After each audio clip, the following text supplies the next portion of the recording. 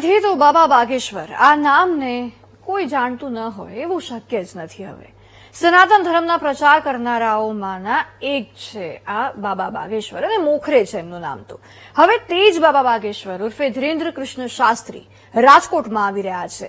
ત્યારે બાબા બાગેશ્વર સામે પડકારો વધતા જઈ રહ્યા છે. વિજ્ઞાન જાથાના જયંત પંડ્યા પછી હવે અમદાવાદના એક જાદુગરે ધીરેન્દ્ર કૃષ્ણ શાસ્ત્રીને પડકાર ફેંક્યો છે. શું છે બાબા સામે નવો પડકાર? આવું જોઈએ આ રિપોર્ટમાં.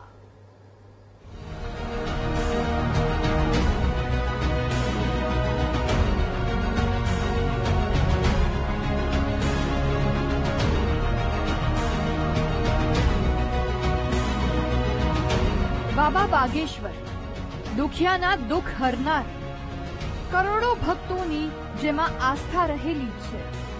કરોડો ભક્તો તેમના દરબારમાં પરચી માટે લાઈનમાં લાગે છે. હિન્દુ અને સનાતન ધર્મની તેઓ વાત કરે છે.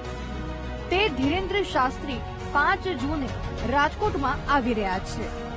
બાબા બાગેશ્વરના સ્વાગત માટે ભવ્ય તૈયારીઓ અને આયોજનો વચ્ચે વિજ્ઞાન જાથાના જયંત પંડ્યા પછી હવે અમદાવાદના જાદુગર પિયુષે પોસ્ટરો વાયરલ કરીને પડકાર ફેંક્યો છે. વાયરલ પોસ્ટરમાં લખ્યું કે ચમત્કાર કરો અને અમદાવાદ રેશનલિસ્ટ એસોસિએશનનું ઇનામ જીતો. આ સાથે જ ગરમ સળીઓ પકડવા પર $101 ઇનામની પણ ઓફર કરી છે. આ મુદ્દો વારંવાર ઉછળી રહ્યો છે. બાબાને બદનામ કરવાની કોશિશો થઈ રહી છે. ત્યારે લોક દરબાર આયોજન સમિતિએ જાદુગરના પડકારને સ્વીકાર્યો છે અને જેણે જાદુગરના નામે પોસ્ટ કરી તે વ્યક્તિને લોક દરબારમાં આવવા આમંત્રણ આપ્યું છે. ચેલેન્જ એને તો કોઈને કીધું નથી કે હું ચમત્કાર કરું છું, હું સળગતો સળિયો પકડી લઉં. છતાંય એ લોકોને ચેક કરવું હોય તો બાબાના સાનિધ્યમાં આવે, પોતાનામાં શ્રદ્ધા હશે, વિશ્વાસ હશે તો અનેક ચેલેન્જો બાબાએ સ્વીકારી છે. 180 દેશ વિદેશના પત્રકારોની સામે પણ બાબાએ ચેલેન્જ સ્વીકારી છે. એમના વિડીયો છે યુટ્યુબ ઉપર બધી જ જગ્યાએ અવેલેબલ, આપ જોઈ શકો છો.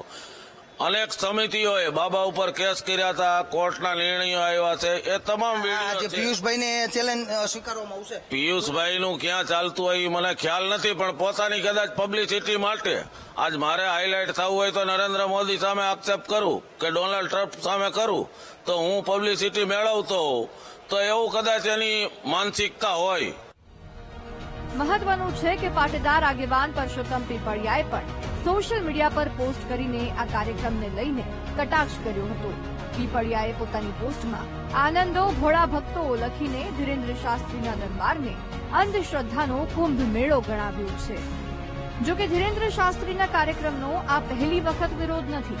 3 વર્ષ પહેલા પણ કાર્યક્રમ પહેલા સોશિયલ મીડિયામાં માહોલ ગરમાયો હતો. તેવામાં બાબા બાગેશ્વર પડકારોનો જવાબ આપે છે કે નહીં તે જોવું રહ્યું. કેમેરામેન જુનેદ જાફાઈ સાથે શનિ મૈયર, વીટીવી ન્યૂઝ, રાજકોટ.